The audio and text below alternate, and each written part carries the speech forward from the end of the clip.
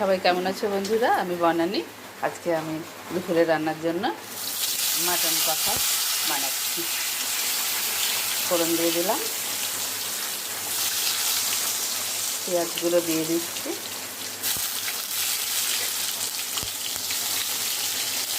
পেঁয়াজগুলো একটু ভাজা ভাজা হবে।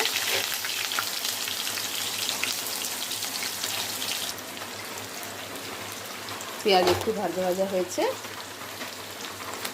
টমেটো কুচি দিয়ে দিচ্ছি, দুটো টমেটো কুচি দিলাম।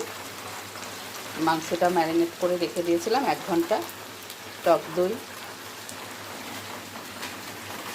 দই, আদা, ধনে, জিরে বাটা আর রসুন বাটা দিয়ে এবার আমি মাংসটা কড়াইয়ে দিয়ে দিচ্ছি।